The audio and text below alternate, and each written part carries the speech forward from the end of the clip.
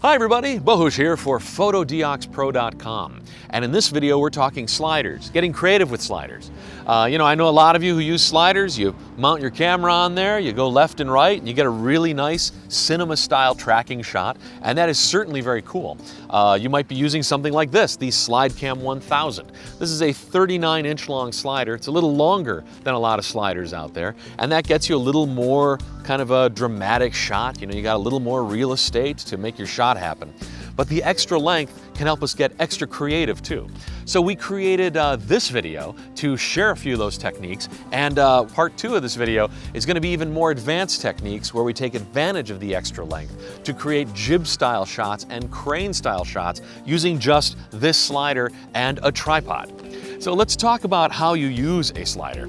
Right now we've got it in tabletop mode. You just screw these leg pieces onto the bottom of the slider, and there are 1/4 and 3/8 mounting holes both on the bottom, on the side, and on the top. So you can mount this in a number of different ways. I like to mount it on a pair of tripods for maximum stability. You can also mount this slider on a pair of light stands. You might get a little wibbledy-wobbledy, but you can take care of that with some shot bags too. Now, a lot of folks will just use a simple ball head on the slider, and yeah, for a lot of shots, that's more than enough. But if you want to get really creative, pick up a fluid head, like a video pan head. I've got this little Manfrotto, what is it, the 128 RC. This is a nice small guy, travels easy, fits on the slider very simply, and being able to pan while you shoot or tilt while you shoot unlocks a lot of these effects. So let's take a look at some of the effects you can get by getting creative with sliders. Okay, now this is the most common slider move, just going left and right in relation to a subject. You can adjust the legs individually, which is great for uneven surfaces, because come on, this world is full of uneven surfaces.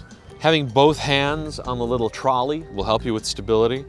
Keeping a nice steady pace, also important. Another thing to think about is if you're using a lens that has image stabilization, flip that on. That can be kind of a nice way to smooth through a move. And also I happen to be using a 14mm, so I'm using a wide angle lens that can also help smooth out a move. There's still ways to make the shot look more dynamic. So for filming this little wooden mannequin, one thing you might want to try is setting your slider up on a slight angle. And so in this way, instead of being this totally flat kind of linear move, it's a little more of an action shot. Plus the subject is in the frame for longer. When we go left and right, your subject just sort of like appears and disappears out of the frame. But with this, it's more like a dolly shot, like in a movie.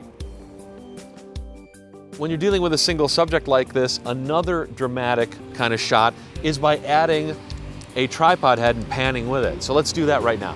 Now I've attached this pan head to the slider, so not only am I moving left and right, but I've got the pan loose enough that I can actually track the subject. I'm actually keeping the subject centered in the screen while the camera goes by.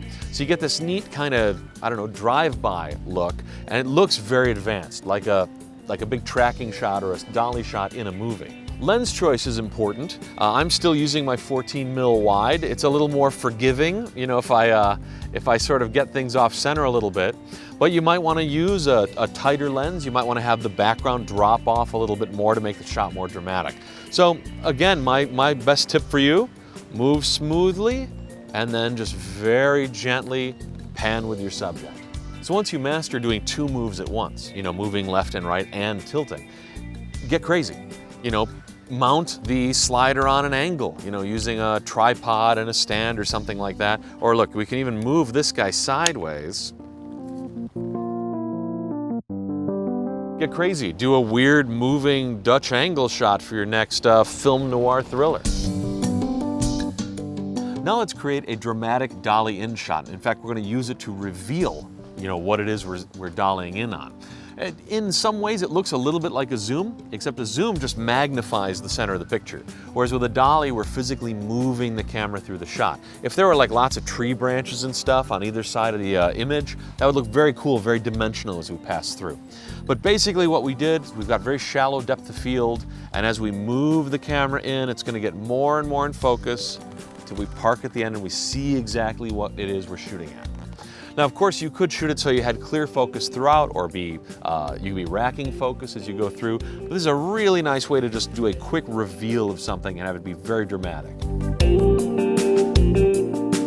So I hope you'll get inspired to get more out of your slider than just standard kind of left and right moves. As you saw, those techniques are all really simple. They're just a matter of thinking a little bit differently about what the slider can do for you. Now don't forget, in part 2, I'm going to show you how to pull off jib style shots and crane style shots using this slider and a tripod. If you want to pick up a slider like this, click the link down below this video. You'll be taken to a catalog page where you can make a SlideCam 1000 your very own today. And don't forget to click right here to subscribe. You can get more how-to videos just like this one. My name is Bahush. Thanks for watching.